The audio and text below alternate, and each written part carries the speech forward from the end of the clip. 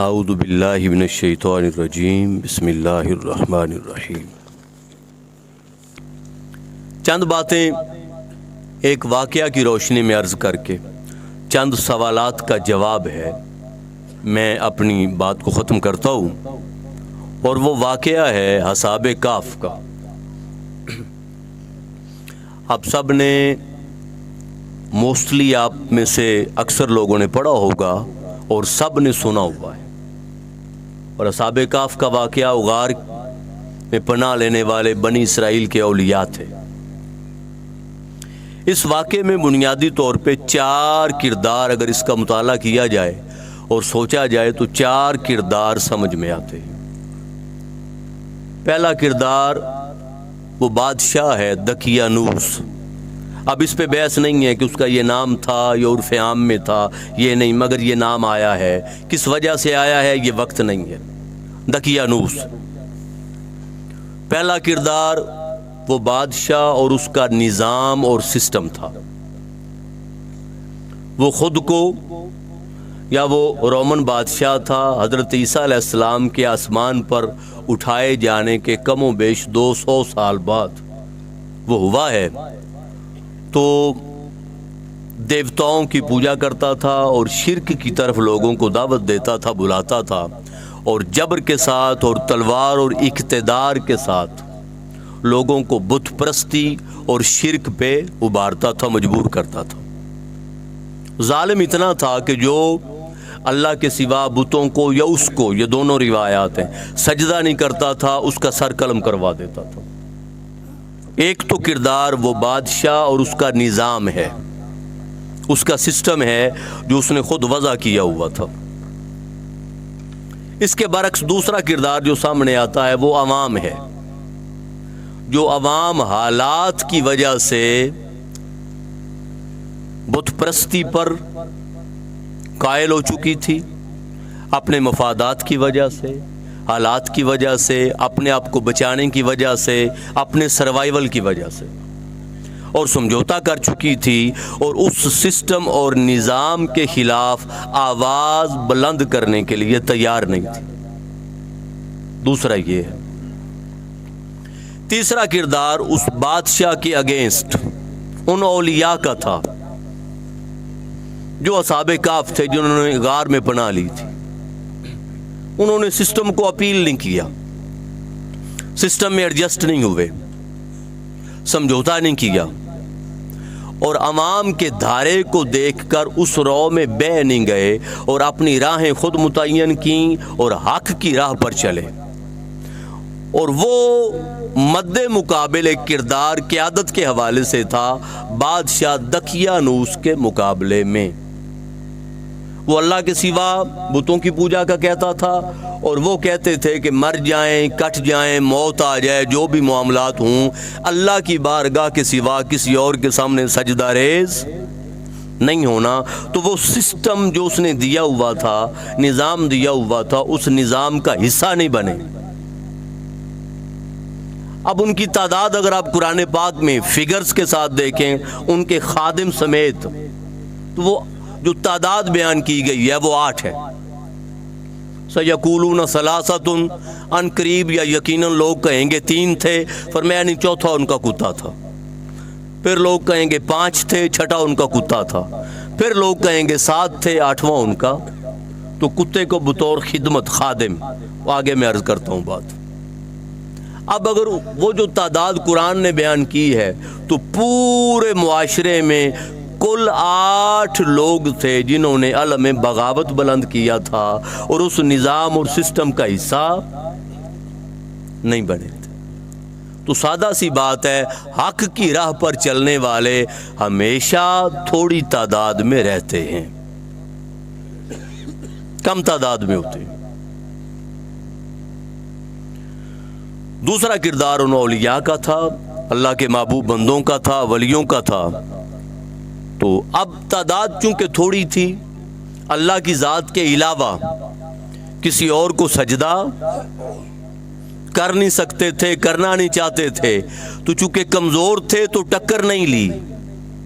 انہوں نے کہا کہ مد مقابل طاقتور ہے، اس کے ہاتھ میں تلوار ہے، اس کے ہاتھ میں اقتدار ہے، پیسہ ہے، طاقت ہے، لہذا ٹکر لینے کی بجائے خاموشی سے کچھ عرصہ کے لیے خلوت نشین ہوا جائے۔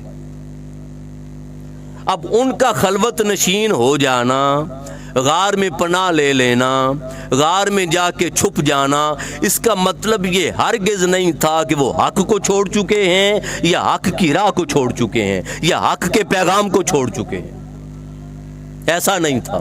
وقتی طور پہ حکمت کے پیش نظر غار میں پناہ لے لی تھی کہ وقت آئے گا جب دوبارہ پیغام کو بلند کریں گے، مگر ابھی ٹکر لینا بے وقوفی ہے، اور بادشاہ کے پاس طاقت ہے، چند لوگ ہیں، کچلے جائیں گے، اور پھر نام لینے والا بھی نہیں رہے گا۔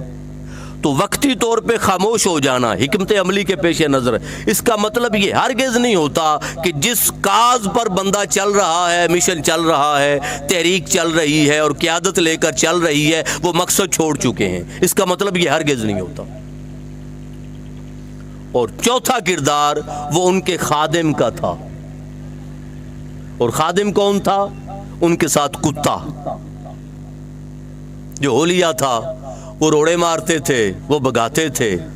وہ اس پر ائمہ مفسرین نے اور عرفاء نے، ائمہ نے لکھا ہے کہ دونوں ٹانگوں پہ بیٹھ کر اگلی دونوں ٹانگیں ایسے ہاتھ پھیلا کر دعا کی شکل بنا کے اللہ کی بارگاہ میں عرض کی کہ مولا مجھے زبان دے، میں ان سے پوچھ سکوں کہ مجھے مارتے کیوں ہو،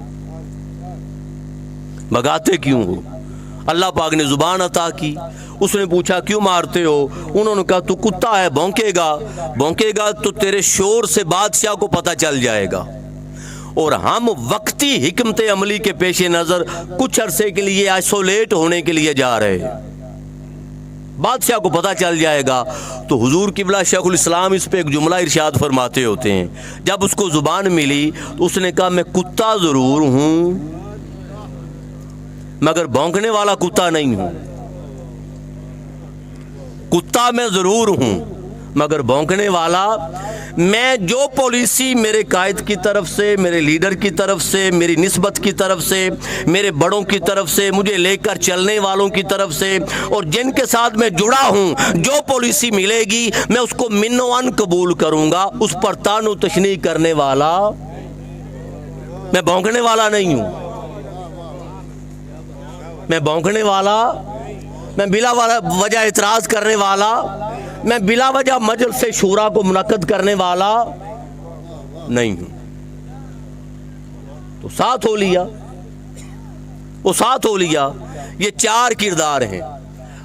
اب وہ تو 2 کردار جو بادشاہ کا تھا اور جو عوام کا تھا، اس کو تو ظاہر ہے جب سمجھوتا ہو گیا اور بادشاہ حکمرانی کر رہا تھا اور عوام اپنے اوپر حکمرانی کروا رہی تھی، عوام اپنے اوپر حکمرانی، اب 2 کردار بچ گئے تھے، ایک قیادت کا ان اولیاء کا اور ایک خادم کا جو الگ ہو گئے تھے۔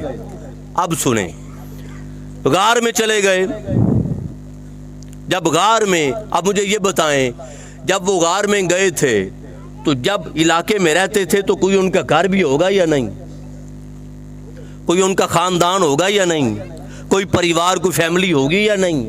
کوئی آگے پیچھے ہوگا یا نہیں؟ اور کھانے پینے محنت مزدوری کے لیے کوئی اثاثہ جات، کوئی زمینیں، کوئی ملکیت ہوگی یا نہیں؟ اور جب غار میں جا کے پناہ لی تو سب کچھ چھوڑا یا نہیں چھوڑا؟ اپنے مقصد کے لیے، اپنے مقصد کے لیے سب کچھ چھوڑ کر غار میں گئے۔ اب جب سب کچھ چھوڑ کر غار میں گئے تو اللہ نے صلہ کیا دیا؟ وہی بات آ گئی نا کہ محنت کا حق ادا کرو، قربانی کا حق ادا کرو، تقدیر پھر بدلتی ہے۔ فضائے بدر پیدا کر، فرشتے تیری نصرت کو اتر سکتے ہیں گردوں سے قطار اندر قطار اب بھی، مگر فضائے بدر۔ اب جب انہوں نے قربانی کا گھر چھوڑ دیا، مال چھوڑ دیا، دولت چھوڑ دی، زمینیں چھوڑ دی، رشتے چھوڑ دیے، خاندان اللہ کے لیے، وحدانیت کے لیے، اللہ کی توحید کے لیے، اپنے مقصد کے لیے، اعلاء کلمہ حق کے لیے، جب سب کچھ چھوڑ کر اللہ کی خاطر زمانے سے الگ ہو گئے تو اللہ نے صلہ کیا دیا؟ 309 سال غار میں رہے ہیں، تو 309 سال ادھر سے بھی دروازہ کھلا تھا, ادھر سے بھی کھلا تھا. سورج طلوع ہوتا تو جسموں پہ روشنی پڑتی, سورج غروب ہوتا تو جسموں پہ روشنی پڑتی. تو جسموں کو تمازت آفتاب سے بچانے کے لیے, چونکہ وہ اللہ کے لیے جدا ہو چکے تھے, اللہ پاک نے 309 سال ان کے لیے اپنی تقدیر بدل دی. سورج طلوع ہوتا تھا تو دائیں مڑ جاتا تھا, غروب ہوتا تھا تو بائیں مڑ جاتا تھا.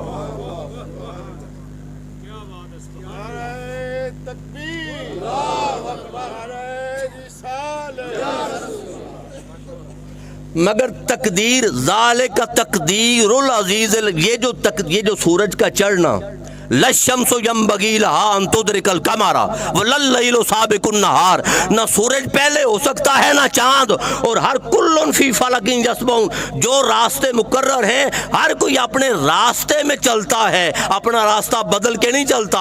اور یہ جو تزاور عن کافہم ذات الیمین ہے وتقرضہم عن ذات الشمال ہے, دائیں اور بائیں مڑ جانا, ہٹ جانا تاکہ روشنی ان کے جسموں پہ نہ پڑے, اس کو اللہ پاک نے باقاعدہ فرمایا ہے. فرمایا یہ میری علامات اور نشانیوں میں سے تھا, یہ کوئی تقدیر, یہ کوئی سورج کے راستے نہیں تھے کہ 309 سال وہ میرے لیے دنیا چھوڑ آئے تھے, میں نے کائنات کے نظام کو ان کے لیے بدل دیا.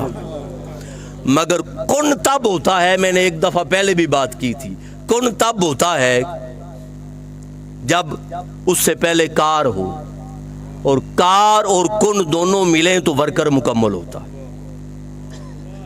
کام پہلے ہے کن بعد میں ہے, اخلاص پہلے ہے کن بعد میں ہے, محنت پہلے ہے کن بعد میں ہے, جہد مسلسل پہلے ہے کن بعد میں ہے, کمٹمنٹ پہلے ہے کن بعد میں ہے, اور قربانی پہلے ہے, امر کن بعد میں ہے, اور سب کچھ جمع پونجی جھونک دینا پہلے ہے, اور آسمانوں سے فرشتوں کا نزول بعد میں ہے. انقلاب کیوں نہیں آ رہا؟ یہ سوال قائد سے نہیں ہے, یہ سوال ہم سے ہے کہ کیا کار کا حق ہم ادا کر چکے کہ کون ہونا چاہیے. یہ سوال میں ہمیشہ کہتا ہوں, انقلاب میں کتنی دیر ہے؟ سادہ جواب ہے, ہمارے کام کی رفتار کتنی ہے, ہماری رفتار کے مطابق انقلاب کا ٹائم طے کیا جائے گا. تو ان کو اللہ نے صلہ دیا کہ 309 سال تقدیر ہی بدل دی, 309 سال. اب اگلے خادم کی بات ہے, جب وہ ساتھ اب 309 سال غار میں رہے, وہ 309 سال ٹانگیں بچھا کے غار کے دروازے پہ رہا, وہ 309 سال ٹانگیں بچھا کے. اب اس نے کیا حق ادا کیا؟ 309 سال مجھے بتائیں کہ وہ تو سوئے ہوئے تھے, حالت موت میں تھے, حالت نیند میں تھے, ان کو کھانا کون دے کے جاتا تھا؟ وہ تو چھپے ہوئے تھے, اور ان کی حفاظت تو اللہ کے ذمہ تھی, کھانا کون دے کے جاتا تھا؟ اگر 309 سال کھانا انہوں نے نہیں کھایا تو 309 سال وہ خادم بھی دروازے پہ رہا ہے. جب ان کے پاس کھانا آیا نہیں تو انہوں نے بھی کھانا ڈالا نہیں, جب کھانا ڈالا نہیں تو پھر وہ اس نے شکوہ نہیں کیا, وہ بھونکا نہیں, وہ بھونکا نہیں. اور چونکہ 309 سال اگر انہوں نے کھانا نہیں ڈالا تو در چھوڑ کر کسی اور در بھی نہیں گیا. وہ کسی بابا بلے شاہ صاحب غالباً رحمت اللہ تعالی علیہ, آپ نے فرمایا تھا راتیں جاگیں تے تو شیخ صداویں, راتیں جاگن کتے تیں تھیں اتے, در مالک دا چھڑ دے نہیں, پاویں مارو 100 جتے, 100 جتے مارو پھر بھی مالک کا در. اور میں معافی چاہتا ہوں, ہم سے ایک ذمہ داری بدل دی جائے تو ہم کام کرنا چھوڑ دیتے. جوتے مارنا تو بڑی دور کی بات ہے, تدکار دینا, الگ کر دینا, فارغ کر دینا, یہ تو بڑی دور کی بات ہے. مشن سے نکال دینا, یہ تو بڑی دور کی بات ہے. ہم سے ذمہ داری حالات کے تقاضے کے پیش نظر اور مشن کی حکمت کے پیش نظر ذمہ داری ہی لے لی جائے تو ناراض ہونا تو دور کی بات ہے، ہم پورا جتھا بناتے ہیں اور نئے آنے والے کو کامیاب نہیں ہونے دیتے، الا ماشاءاللہ، الا ماشاءاللہ۔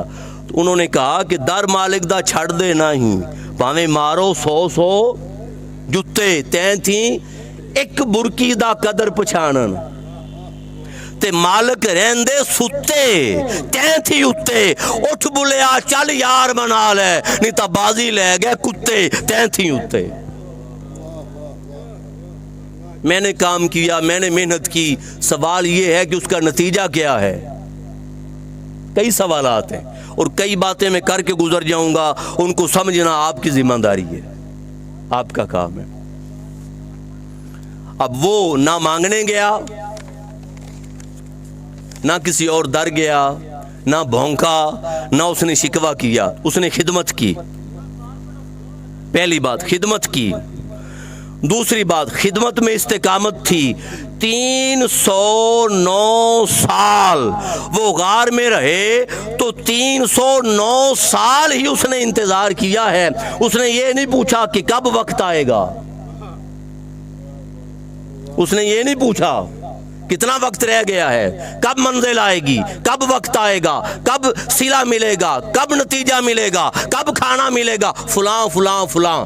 309 سال وہ اندر رہے، 309 سال وہ خدمت میں رہا، تو سوال نہیں کیا۔ یہ تو ہم اگر VN25 دے دیں یا 25,000 عوامی تعلیمی مراکز کی بات کر دیں، مراکز العلم کی بات کر دیں، تو ہمارے ذہن میں طرح طرح کے سوال آ جاتے ہیں۔ یہ جو مراکز العلم کا ہدف نیا دے دیا اور VN25، اس کا مطلب ہے انقلاب کی منزل دور ہو گئی۔ بھئی 10 سال 15 سال 5 سال کا ٹارگٹ دینا کہاں اور 309 سال کہاں؟ اس نے سوال نہیں کیا۔ تو خدمت تھی، خدمت میں استقامت تھی، یہ قبلہ حضور کے الفاظ ہیں۔ خدمت میں استقامت تھی، استقامت میں وفاداری تھی، استقامت میں وفاداری تھی اور وفاداری میں استواری تھی۔ مسلسل کام، ریگولر کام، ٹریا روز منزل تے پہنچنا ہی، رواں وچ نہ پیر پسار کے رکھ۔ تھوڑا کام مگر مسلسل، کم کام مگر ریگولر، انقطاع نہیں ہے، تسلسل ہے، مستقل مزاجی ہے، مداومت ہے اس میں، تو اس میں استواری تھی۔ تو وہ رہا تو ان کو صلہ ملا تھا کہ اللہ نے تقدیر بدل دی۔ اب پھر اس کو کیا صلہ ملا؟ دنیا کا کوئی کتا، علماء بیٹھے ہیں، اب آپ بیٹھے ہیں، ہماری منہاج القرآن میں ملی کی بہنیں بیٹھی ہیں، علماء تشریف فرمائے، مجھے بتائیں کتے کا کوئی کام جنت میں ہے؟ کتے کا کوئی کام، کتا ہے نجس عین۔ اب پہلے یہ بات کر لیں، کتے کا کوئی کام جنت میں، تو دنیا کا کوئی کتا جنت میں نہیں جائے گا، اصحاب کہف کا کتا جنت میں جائے گا، اصحاب کہف کا کتا۔ اب اگلا سوال، جنت میں جائے گا تو کتے کا تو کوئی کام جنت میں نہیں ہے، کتا تو نجس عین ہے، ناپاک ہے، اور ناپاک چیز کا جنت میں کیا کام؟ تو پھر کیسے جائے گا؟ بھی شکل جو بھی بنے، شکل جو بھی بنے، اللہ پاک اس کی کوئی تو حیت بدلے گا نا کہ وہ جنت میں جائے گا۔ کہ ناپاک یعنی کہ وہ چیز ہے نجس عین کہ اس کو اگر غسل دیا جائے صرف سے، صابن سے، شیمپو سے، جدید سے جدید کیمیکل سے اس کو دھویا بھی جائے تو جتنا اس کو دھویا جائے گا یہ اتنا ناپاک کرے گا، اور ناپاک ہے بھی، اور جو اس کو پاک کرنے کی کوشش کرے وہ بھی ناپاک ہو جاتا ہے۔ یہ نجس عین ہے مگر جنت میں جائے گا، تو جنت میں نجس عین کا کام کیا ہے؟ جنت میں تو ناپاک چیز جانے والی نہیں ہے، تو پھر مطلب کیا ہوا؟ مطلب اللہ پاک حیت ہی بدل دے گا، اللہ پاک۔ اور یاد رکھ لو، حیت عمل نہیں بدلتا، بس یہ آخری بات اور ختم۔ हैयत, किसी की शक्ल ही बदल देना, हैयत ही बदल देना, कैफियत ही बदल देना, उसके एलिमेंट्स ही चेंज कर देना, ये जो हैयत बदल जाती है ये नमाज नहीं बदलती, ये अमल नहीं बदलता, ये रोजा नहीं बदलता, ये निस्बत बदलती है।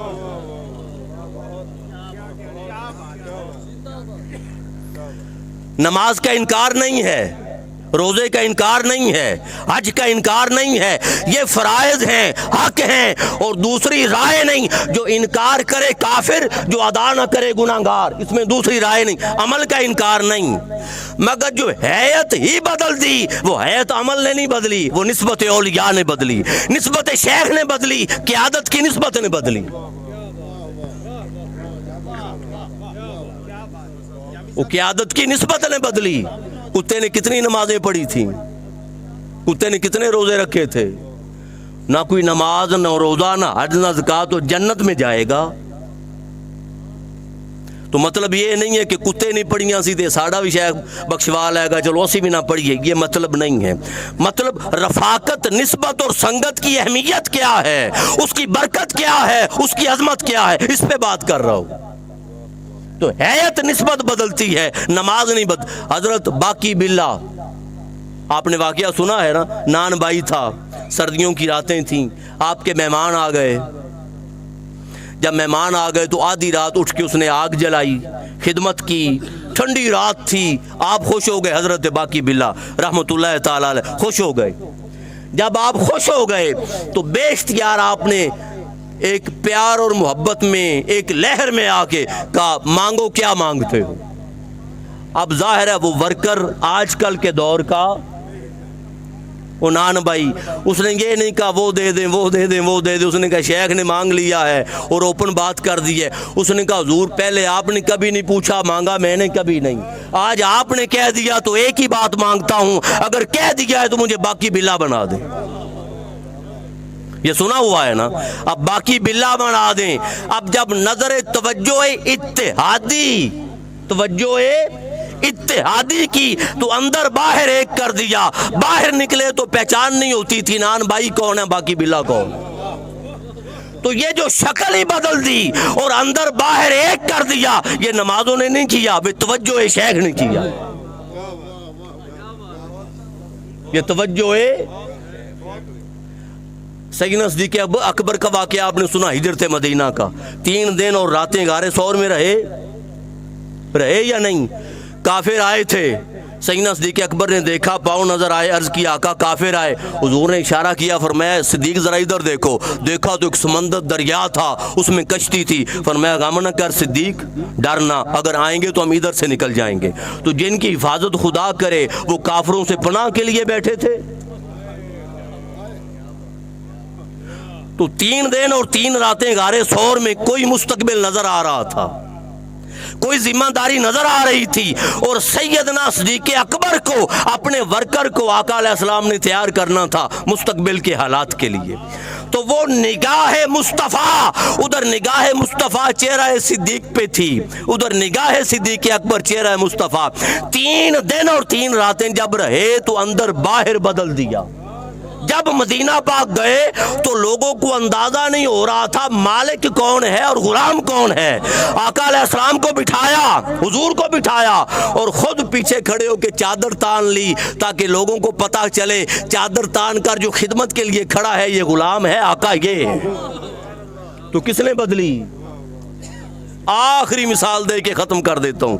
हजरत अकाशा बिन मेसन, गज़वा बद्र का वाकया है, गज़वा बद्र का वाकया है। तादाद थोड़ी थी, बड़ी दलेरी से लड़ रहे थे जुर्रत के साथ। लड़ते लड़ते तलवार टूट गई।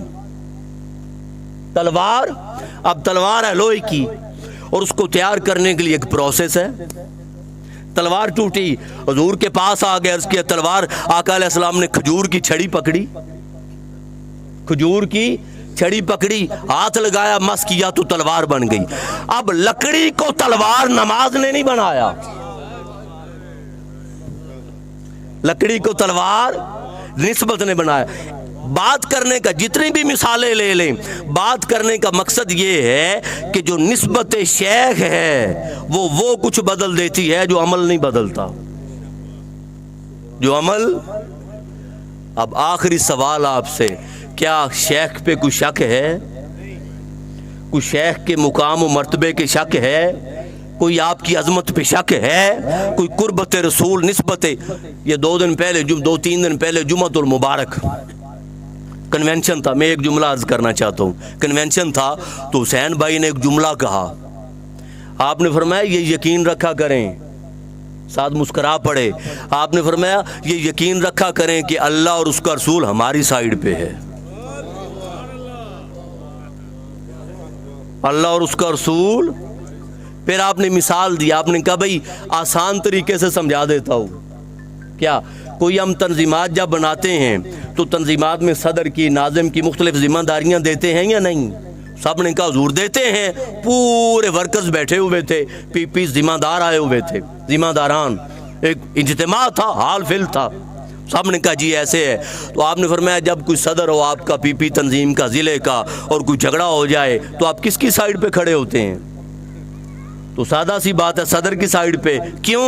وہ ہمارا اپوائنٹڈ ہے، ہم اپنی تنظیم کی سائیڈ پہ کھڑے ہوتے ہیں، وہ ہمارا اپوائنٹڈ ہے، اسی لیے اس کی سائیڈ پہ کھڑے ہوتے ہیں۔ اللہ کے بندو، مجدد اللہ اور اس کے رسول کا اپوائنٹڈ ہوتا ہے، مجدد اللہ، اور جب اپوائنٹڈ ہے تو جن کی طرف سے اپوائنٹڈ ہے پھر اللہ اور رسول کس طرف ہوں گے؟ انہی کی طرف ہی ہوں گے نا، انہی کی طرف ہی ہوں گے نا۔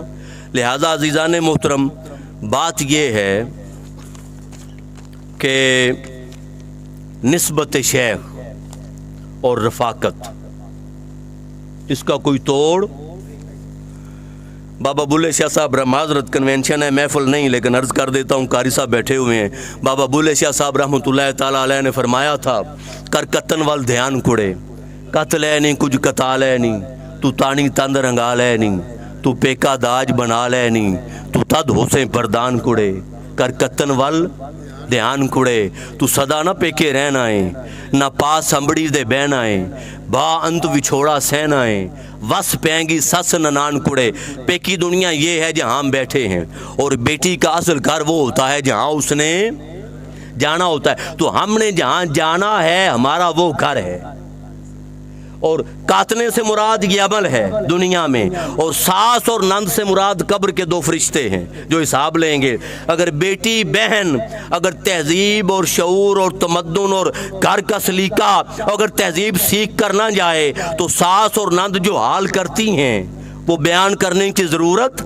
تو مثال دنیا کی دی، سمجھایا اگلا گھر، کہا تو صدا نہ پیکے رہن آئیں، نہ پاس ہمبڑی دے بہن آئیں، با انت وچھوڑا سین آئیں، وس پینگی سس ننان کڑے، کر کتن وال دھیان کڑے۔ اب عمل کی بات کر کے کہ عمل کما، نماز پڑھ، روزہ رکھ، حج ادا کر، صدقہ دے، خیرات دے، یہ حجت ہے، دلیل ہے، مگر تقیہ عمل پہ نہ کرنا۔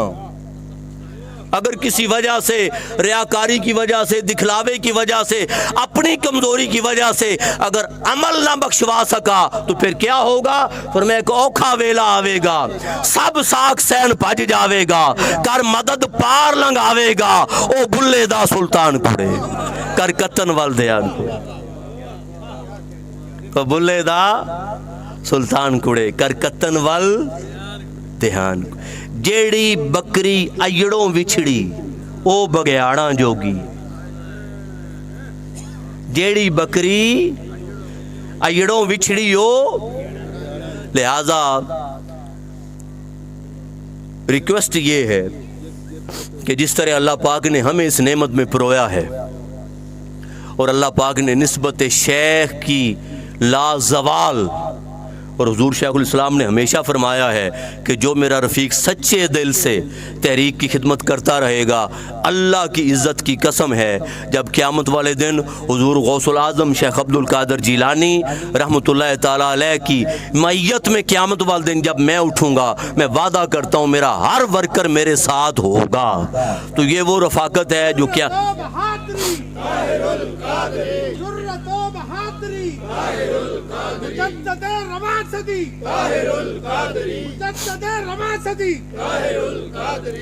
تو لہٰذا محنت کریں، ٹارگٹ سر دیں گے، میں نے اپنی گزارشات عرض کر دیں، آپ کو محنت کریں. آپ کی زبان سے جملہ کہلوانا چاہتا ہوں بیک زباں، جو حسین بھائی نے کہا تھا کہ اللہ اور اس کے رسول ہماری، اونچی بولیں، ہماری، اللہ اور اس کے رسول ہماری، اونچی بولیں، اللہ اور اس کے رسول ہماری سائیڈ پہ ہیں. تو یہ نعمت اللہ نے ہمیں دی ہے، تو پھر اوروں کو بھی اس نعمت میں شریک کریں. والسلام علیکم ورحمۃ اللہ.